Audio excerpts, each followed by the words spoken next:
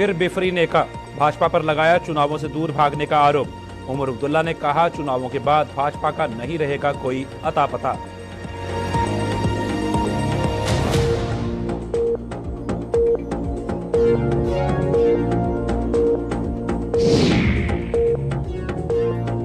बाबा बर्फानी के रंग में रंगने लगा मंदिरों का शहर। अमरनाथ यात्रा के लिए जम्मू पहुंच रहे साधु संत। राम मंदिर में हर व्यवस्था बखूबी निभा रहे दायित्व।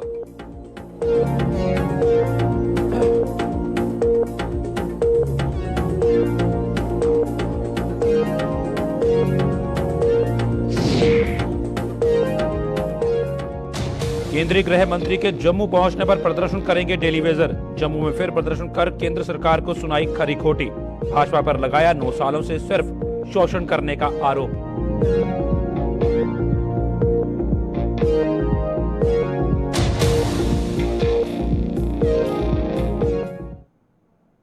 नमस्कार, जम्मू कश्मीर की खास खबरें देख रहे हैं आप सब। मैं हूं आपके साथ साहिल केरनी। चलिए शुरुआत करते हैं खबरों की।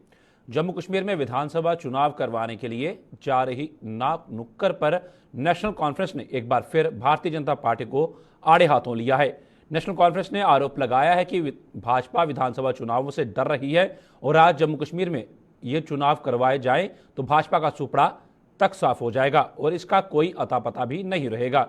उमर अब्दुल्ला आज बड़गाम में पत्रकारों से बातचीत के दौरान जम्मू कश्मीर वक्फ बोर्ड की चेयरमैन रक्षा अंद्राबी द्वारा मंगलवार को दिए गए उस बयान पर अपनी प्रतिक्रिया दे रहे थे, जिसमें उन्होंने कहा था कि नेशनल कॉन्फ्रेंस को विधानसभा चुनावों का इंतजार करना चाहिए।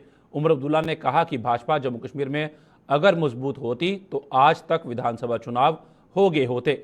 भाजपा हार से डर रही है और अगर उसमें हिम्मत है तो वो लोकसभा चुनावों के साथ साथ विधानसभा चुनाव करवाकर भी देख ले, दूध का दूध और पानी का पानी हो जाएगा।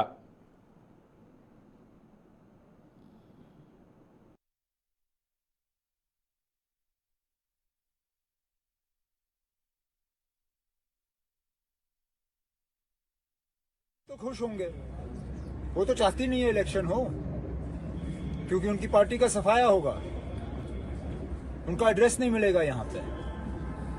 मैं उसको बड़ी अच्छी तरह से जानता हूँ, बहुत अच्छी तरह से। अब मैं कुछ कह नहीं रहा हूँ, वो दूसरी बात है। लेडी है, इज्जत करते हैं। हकीकत ये है कि अगर वो अपनी जगह मजबूत होते, आज तक जम्मू कश्मीर में इलेक्शन हुआ होता। ये बीजेपी वाले क्यों इलेक्शन से दूर दूर दौड़ रहे हैं? वो इसलिए क्योंकि उनको मालूम है कि जम्मू में भी कश्मीर में भी वो हार का सामना करेंगे।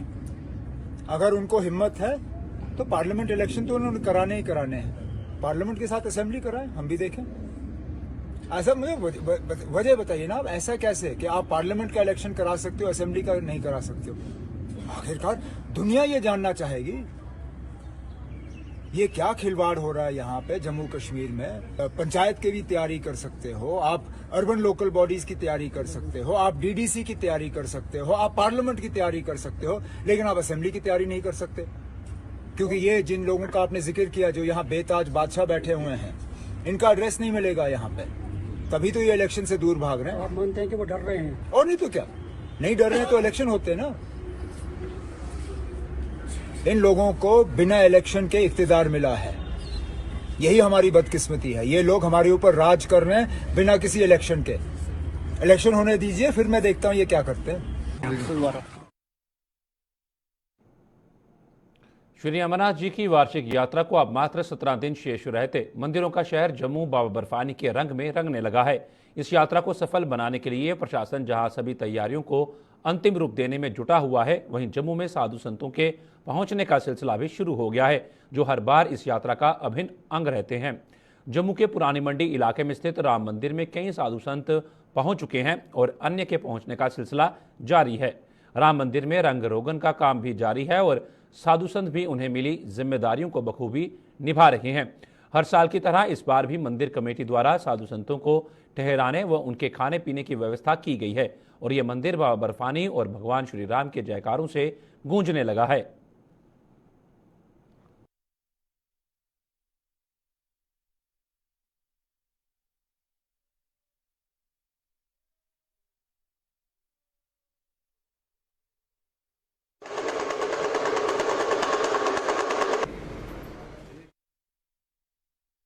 साधु संतों का भारत के विभिन्न भागों से अनेकों जगहों से आवागमन चालू हो चुका है और सब साधु समाज यहाँ आ रहे जा रहे। यहाँ से पंजीकरण की व्यवस्था शुरुआत होगी और राम मंदिर में हर प्रकार की सुविधा का उपलब्ध हो रही है। यहाँ पे हर प्रकार की व्यवस्था में कोई कमी नहीं। यहाँ पे साधु संतों के लिए कंबल वम्बल भी दिए जा रहे हैं, आसन वासन भोजन भजन दोनों समय व्यवस्था हर प्रकार की दी जा रही है। अभी 100, 150, 200, 250 साधु हो रहे, फिर और भी बढ़ते चलेंगे। जत्था है ये तो भगवान के द्वार पे जाने वाली मूर्तियों की कोई संख्या। काम बहुत अधिक से अधिक तेज़ी से हो रहा है।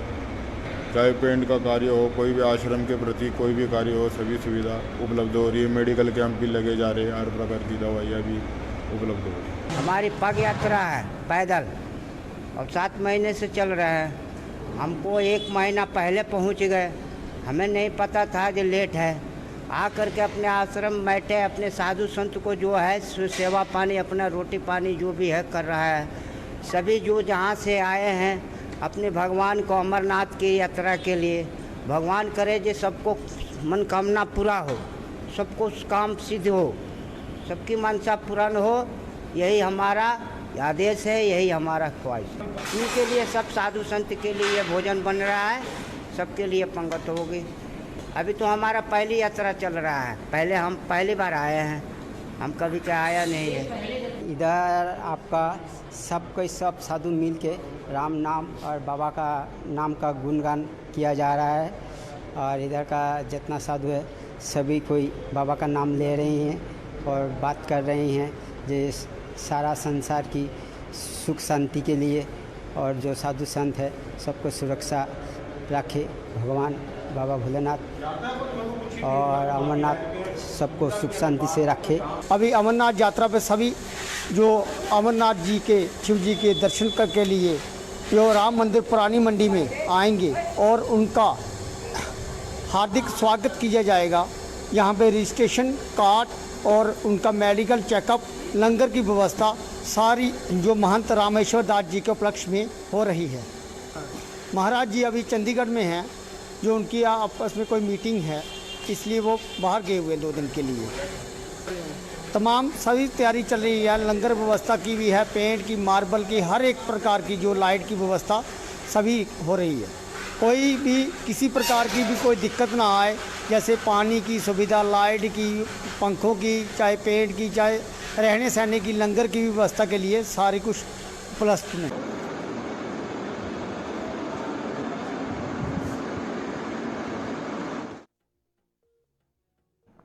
नियमित करने सहित अन्य मांगों को लेकर जल शक्ति विभाग के डेली वेजरों का धरना प्रदर्शन जारी है। डेली वेजरों ने अब केंद्रीय गृह मंत्री अमित शाह के प्रस्तावित 22 जून के जम्मू दौरे के दौरान हुंकार भरने का ऐलान किया है। जम्मू में आज प्रदर्शन करते हुए डेली वेजरों ने ऐलान किया कि यदि उनकी सुनवाई न हुई तो वो 22 जून को गृह मंत्री के दौरे के दौरान विशाल रैली निकालने को मजबूर हो जाएंगे। डेली वेजरों ने भाजपा पर उनका शोषण करने का आरोप लगाते हुए कहा कि चुनावों के दौरान प्रधानमंत्री की ललकार रैली में सांसद जुगल किशोर शर्मा ने वादा किया था कि भाजपा की सरकार बनते ही प्रदेश के 61,000 डेली वेजरों को नियमित किया जाएगा, लेकिन भाजपा के कार्यकाल के 9 वर्ष पूरे होने के बावजूद भी ये वादा पूरा नहीं हो पाया।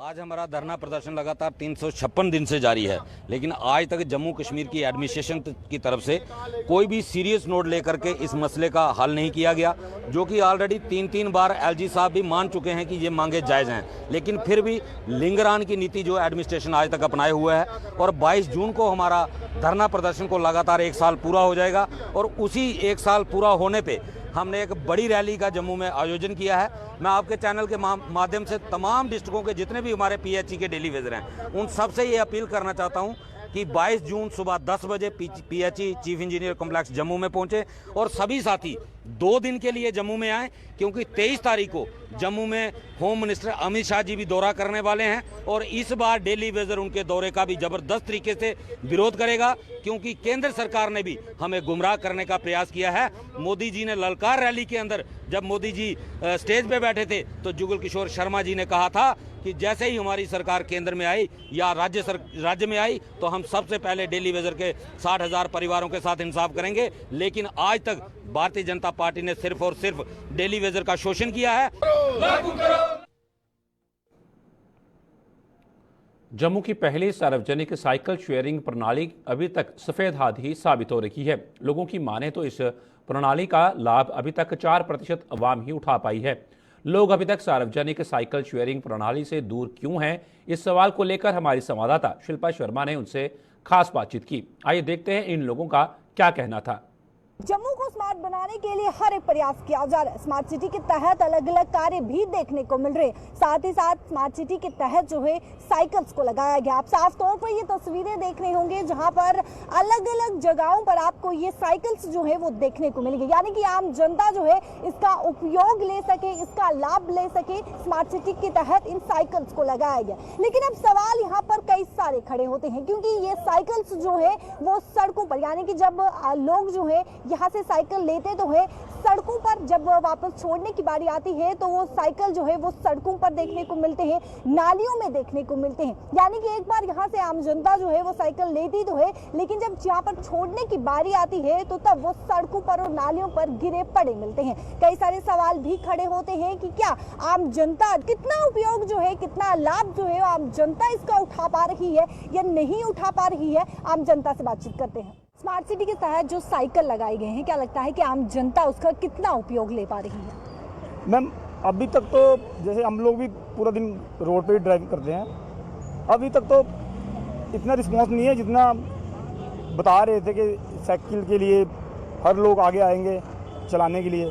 लेकिन हम भी देखते हैं लगभग 1-2% ही लोग साइकिल का इस्तेमाल कर रहे हैं। बाकी वो तो मैक्सिमम यहाँ इन्होंने अपने स्टॉप बना रखे हुए हैं, वहीं वो खड़े होते हैं। और उसके अलावा भी हम लोगों ने कहीं साइड पे साइकिल खड़े हुए देखे हैं। लेकिन अब लोग उसका क्यों इस्तेमाल नहीं कर रहे, ये तो वही जानता है कि क्यों नहीं करना चाहिए। लेकिन उसका एक सिस्टम भी है ना कि आप उसमें ऐप डाउनलोड करते हो, पैसे फ़ोन से पे करते हो, तो तभी उसको लोग चला पाते हैं। इस चीज़ के बजाय ओपन होना चाहिए साइकिल, जहाँ कोई ऐसी चीज़ सिस्टम होना चाहिए कि जो हमारा पैसे डाले और साइकिल को लेके जा सकता है। आप इसको किस तरीके से देखते हैं? मैडम ऐसा है कि हम भी काफ़ी देख रहा हूँ मैं, जितने ये स्टैंड बने हैं साइकिल स्टैंड ऐसे ही पड़े रहते हैं। मैंने देखा धूप में पड़े हैं, कोई किसी को तो ये मालूम ही नहीं है कि ये कैसे खोलना है। ऐप किसी को डाउन करना नहीं आता। पहला नंबर तो ऐप का जैसे इन्होंने स्टॉप बाई स्टॉप बनाया हो ना ये स्टैंड, हम ये चाहते हैं कि इनको कोई ऐसा सिस्टम हो कि जब कॉइन सिस्टम हो, ये अपना कॉइन डाले अपना वो सिस्टम से वहीं ऐप बनाए जो इनको पता लगे। लेकिन ऐसे तो पता लगता नहीं लोगों को, आम बच्चों को भी नहीं पता है कि कैसे खोलना है, इसको ऐप में कैसे डालना है। तो मुझे लग नहीं रहा है ऐसा चल रहा है। मैं तो कोई 100 में से 1 देखता हूँ कोई चला रहा होगा। कई बार देखने को मिलता है कि सड़कों पर साइकिल ले तो जाते हैं, लेकिन जब छोड़ने की बारी आती है तो सड़कों पर होता है, नालियों में जो है वो साइकिल होता है। देखिए आप थोड़ी देर की बात है, 5-6 महीने की बात है, मैंने खुद अपनी आंखों से देखा। जो भगवती नगर का पुल है, 2 बंदे बाइक पे थे, एक बंदे ने कंधे के ऊपर साइकिल उठा के ये स्मार्ट सिटी वाला वो लेके जा रहे थे। अब मुझे ये नहीं पता कि मैं तो उस तरफ जा रहा था, ये साइकिल उन्हें कहाँ लेके गए हैं ये तो उन्हीं को पता होगा। लेकिन हाँ, गवर्नमेंट ने इतना सिस्टम है कि आप इसको साइकिल की चोरी भी नहीं कर सकते, वो फिर भी इसको खोज निकालती है कि साइकिल कहाँ पे है। तो ऐसे बाकी हमने अपनी आंखों से देखे हैं, फिर लोग कंधे उठा के ले चले जाते हैं। जैसे हमारे जम्मू में स्मार्ट सिटी बहुत ही अच्छे काम हो रहे हैं, ये हमारी फैसिलिटी के लिए बहुत ही अच्छे उन्होंने ये साइकिल्स लगाई हुई हैं। एक तो जैसे आप देखो यंग यूथ है जो मोटरसाइकिल का इस्तेमाल कर रही है, स्कूटर का है। एक तो एज ए एमरजेंसी के लिए तो बहुत ही बेस्ट है। आप कहीं भी देखो जगह जगह, चाहे सिटी है चाहे सतवारी में है, कहीं भी अगर किसी बंदे को रात को इमरजेंसी पड़ जाती है, अगर उसके मोबाइल पे ऐप है तो यहाँ से वो साइकिल लेके मजे से ट्रैवल कर सकता है। और जहाँ पर अगले स्टॉप में जहाँ पर भी इसकी अगर साइकिल सपोज को यहाँ पर सतवारी में है चाहे गंग्याल में है, कहीं भी इसका स्टॉप होगा वहाँ पर साइकिल स्टैंड लगा के स्टैंड के ऊपर तो ये अपने घर में मजे से जा सकते हैं। एक तो देखा जाए तो एक तो एक्सरसाइज भी है। पुराना टाइम आ गया, जैसे जैसे कम लोग अभी साइकिल का इस्तेमाल करना बंद कर गए हैं, तो ये हमारी यंग यूथ है और जो भी है तो एक किस्म से एक्सरसाइज हो जाती है और कहीं इमरजेंसी में पहुंचना हो तो वो बेस्ट है। बाकी मैं जनता को यही कहना चाहूँगा कि इसका सही इस्तेमाल करें। जैसे कि यहाँ से ले जाते हैं, रास्ते में कहीं छोड़ देते हैं, ऐसा नहीं करें। ये हमारे बेनिफिट्स के लिए ही यहाँ पर लगाई गई हैं। हम स्मार्ट सिटी के तहत इन साइकिल्स को जगह जगह पर लगाया गया और आप देखते ही होंगे कि हर जगह आपको ये साइकिल्स देखने को मिलते होंगे और आम जनता इसका कितना उपयोग ले पा रही है, कितना लाभ उठा पा रही है, साफ तौर पर आप सुन चुके हैं। आपकी इसको लेकर क्या कुछ राय है और अगर आपने भी इसका एक्सपीरियंस लिया है तो अपना एक्सपीरियंस जरूर शेयर कीजिएगा। कैमरा पर्सन शमी थापा के साथ Shilpa Sharma, Jammu. Block development council के तहत बनाए गए प्लान पर जम्मू कश्मीर पंचायत कॉन्फ्रेंस ने सवाल उठाए हैं। पंचायत कॉन्फ्रेंस का आरोप है कि ये प्लान बनाने के लिए पंचायतों के किसी भी प्रतिनिधि को विश्वास में नहीं लिया गया, लिहाजा ये किसी भी सूरत में मंजूर नहीं होगा। पंचायत कॉन्फ्रेंस के वरिष्ठ उप प्रधान राम स्वरूप शर्मा ने जम्मू में आज एक प्रेस कॉन्फ्रेंस के दौरान यह आरोप लगाते हुए उपराज्यपाल प्रशासन से इस प्लान को रद्द कर इसे नए सिरे से तैयार करने की मांग की। एस्पिरेशनल ब्लॉक डेवलपमेंट जो 1 करोड़ रुपया इन्होंने प्लान बनाया था, तो हमें जब पता चला, मैंने इनसे डिटेल ली कि हमारे बीडीसी के जितने प्लान हैं और जितने भी हमें पता चलना चाहिए। जब इनसे नकल ली तो पता चला कि इन्होंने पूरे कोई भी सरपंच को नहीं बुलाया गया, हालांकि बीडीसी की काउंसिल मेंबर होती है। हमारे 6 सरपंच हैं, 1 बीडीसी है। डीसी साहब से कहना चाहता हूं और अपने एलजी साहब से कहना चाहता हूं कि ये जो प्लान बनाया है, ये बिना काउंसिल के प्लान बनाया, कोई रेजोल्यूशन नहीं डाला, कोई किसी को सरपंच को नहीं कहा। इसलिए हमारी मांग है कि मीडिया माध्यम के नाते कि हमारा जो भी ये प्लान बनाया हुआ है बीडीसी ने, ये प्लान कैंसिल किया जाए और नए सिरे से प्लान बनाया जाए, ताकि वो पूरे एक्ट के मुताबिक और इन्होंने गाइडलाइन के मुताबिक नहीं प्लान बनाया। वार्षिक हज यात्रा के लिए उधमपुर से जायरीन का जत्था आज श्रीनगर के लिए रवाना हुआ। उधमपुर से 24 जायरीन को आज एडीसी जुगेंद्र जसरोटिया व पुलिस प्रशासन के अन्य अधिकारियों ने अपनी शुभकामनाओं के साथ श्रीनगर के लिए रवाना किया। इस जत्थे के साथ आज जिला प्रशासन व वक्फ बोर्ड के कुछ सदस्य भी श्रीनगर भेजे गए, ताकि इन्हें रास्ते में किसी भी किस्म का दिक्कत का सामना न करना पड़े।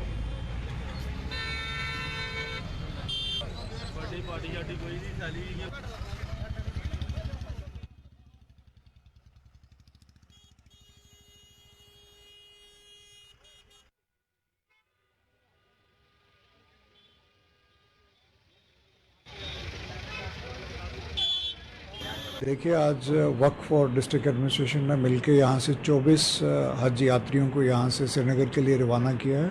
आज शाम को ये हज हाउस में रुकेंगे और कल सुबह की फ़्लाइट से ये आगे अपने डेस्टिनेशन पे पहुँचेंगे। श्रीनगर से जाने वाला ये लास्ट जत्था था और हमारे बस इतने ही। आज उधमपुर से कितने जाते हैं? 24।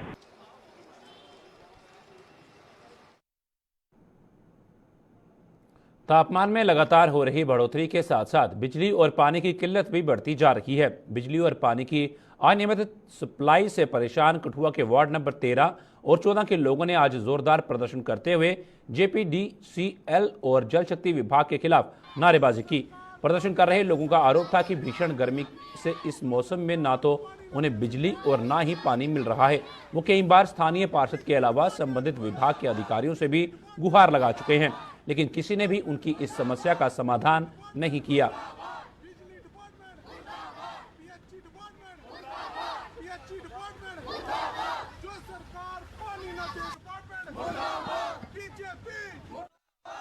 देखो दीना देखो जान दी पंजाब च देखो गरीबें दी बत्तियां माफ हो गई, इत्थे देखो तुस माफ बिल देखो अगे घट आंदे हुण किन्ने किन्ने बिल आंदे गरीबें रुपया पूरियां कर रही बत्ती ने बिल देई ने बड़ा कट्टी देन दिया वाली लग गया बस पानी पानी पानी वाले देखो कितनी मुश्किल होंदे दियां कितों इत्थों बेचारे बंबियां लगी इत्थों लोग टो ले आ रहे जे पानियां ने आखी आ रहे बत्ती नहीं होंदी पानी कुत्तू छड्डी आ ये मुश्किलां न होंदे दियां ये दो मसले हल करो गरीबें दे फिर ही आ बस रोड जाम कीते दा पानी वास्ते साडी समस्या अज दी बड़ी चीज दी समस्या है।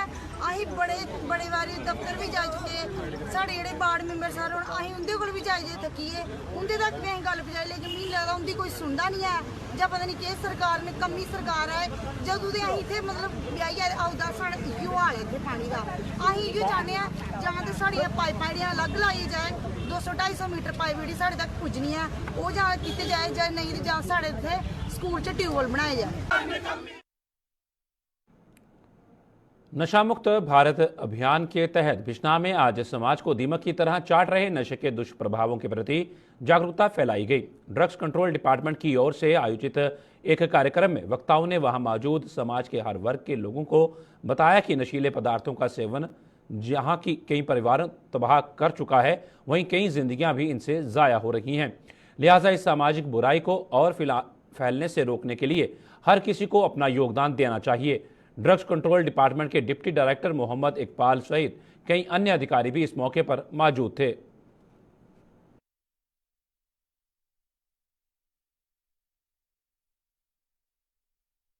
हमारा एक ही ऑब्जेक्टिव और एक ही इंटेंट है कि हम अपने सोसाइटी को सेंसिटाइज करें। जो हमारा ट्रेड है, ट्रेड का अपना एक इम्पॉर्टेंट रोल है। देखिए, जो मेडिसिन है, मेडिसिन इस चीज़ के लिए नहीं बनी है। Medicine that is a beautiful weapon of the mankind to find diseases, to find deaths. Somehow किसी तरीके से हमारे जो नौजवान हैं, जो भी कारण रहा हो, सोशो इकोनॉमिक फैक्टर्स में उसकी तरफ जाना नहीं चाहता हूँ, तो इसी कड़ी के तहत हमने आज ये बॉर्डर बेल्ट जो हमारा बिश्ना और आरसपुरा ये हमने चुना ताकि हम अवेयरनेस एक जनरेट करें। तो इसमें मैं यहाँ के जो एसोसिएशन के हेड हैं, मतलब बिश्ना एसोसिएशन है, आरसपुरा एसोसिएशन है, मैं दोनों को बधाई देता हूँ। मैं यहाँ के केमिस्ट फैटर्निटी को बधाई देता हूँ कि अपनी दुकानें छोड़कर यहाँ आए, ये मैसेज जो है आज तक पहुँचाने के लिए। जहाँ हमारा रोल है वहाँ पेरेंट्स का भी रोल आ जाता है। गर्मियों की इन छुट्टियों में स्कूली बच्चे दादा दादी और नाना नानी के घर मस्ती करने के साथ साथ अपने शौक भी पूरे कर रहे हैं। बच्चों के भीतर छिपी कला को तराशने के लिए जम्मू कश्मीर कल्चरल एकेडमी द्वारा जम्मू में डांस, पेंटिंग और थिएटर वर्कशॉप का आयोजन किया गया, जिसका शुभारंभ आज पूर्व डिप्टी सीएम कविंदर गुप्ता ने किया। इस वर्कशॉप में इन तीनों कलाओं के शौकीन बच्चों को महत्वपूर्ण टिप्स दिए जा रहे हैं। कविंदर गुप्ता ने बताया कि अकेडमी ने बच्चों को अपनी कला को निखारने के लिए एक अच्छा अवसर प्रदान किया है और वो इस वर्कशॉप में अपनी भीतर छिपी कला को और तराशने में सफल होंगे। मेरा नाम वासवी है और मैं डांस और थिएटर करने आई हूँ। मेरा नाम रिजुला है और मैं आर्ट और डांस करने आया हूँ। मैं पहले भी डांस आर्ट क्लासेस में जा चुका हूँ। मेरा नाम लक्ष्य और मैं यहाँ पेंटिंग करने आया हूँ। मेरा नाम समय प्रताप सिंह मनास और मैं यहाँ पे एक्टिंग करने आया हूँ। मेरा नाम हदीर है, मैं यहाँ एक्टिंग करने आया हूँ। मेरा नाम भावेश है।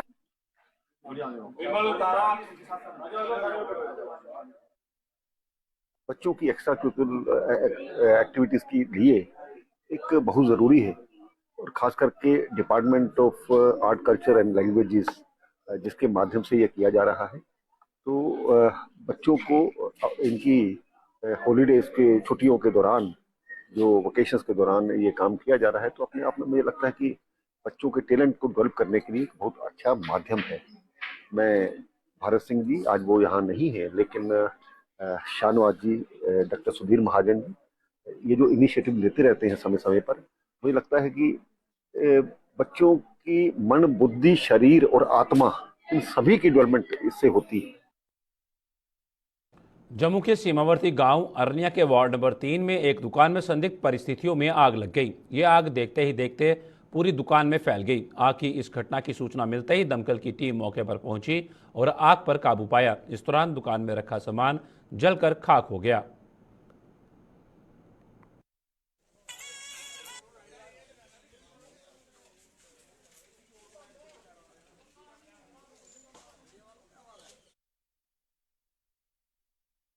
बहुजन समाज पार्टी की बिश्ना इकाई ने सरकार से हर वर्ग के लोगों को बुढ़ापा पेंशन देने की मांग की है। बिश्ना के गांव सलैड में आयोजित एक प्रेस कॉन्फ्रेंस के दौरान पार्टी के कोऑर्डिनेटर ने कहा कि मौजूदा सरकार ने गरीबी रेखा के नीचे रहने वाले लोगों को ही अब बुढ़ापा पेंशन का लाभ देने का आदेश जारी किया है, जो बुजुर्ग लोगों के साथ अन्याय है। उन्होंने गरीबी रेखा के नीचे रहने वालों के साथ साथ दूसरे वर्गों के बुजुर्गों को भी बुढ़ापा पेंशन का लाभ देने की अपील की। जो ओल्ड एज पेंशन है वो लगभग बंद कर दी है, क्योंकि जिसके पास AAI, BPL और PHH कार्ड होगा उसकी ही पेंशन लगेगी। जिसके पास NPHH कार्ड है उसकी पेंशन नहीं लगेगी, क्योंकि 60 साल के बाद इंसान बूढ़ा हो जाता है। महिला की इन्होंने 54 साल रखी है। अगर उनका NPHH कार्ड है तो उसमें ओल्ड एज पेंशन में क्या हर्ज है। और ओल्ड एज पेंशन जो है वो सबकी लगनी चाहिए, सबको मिलनी चाहिए। और इसके साथ साथ जो विडो पेंशन है, अगर किसी महिला का स्वामी 25-30 साल की उम्र में उसकी किसी दर्दनाक हादसे में मौत हो जाती है तो उसकी पेंशन नहीं लगती है। तो हम ये चाहते हैं कि जब भी किसी के साथ कोई ऐसा दर्दनाक हादसा हो उसकी विडो पेंशन फौरन 1 महीने के अंदर लगनी चाहिए। और जो ओल्ड एज पेंशन है ये सबकी लगनी चाहिए। आज हम सरकार के यही कहें।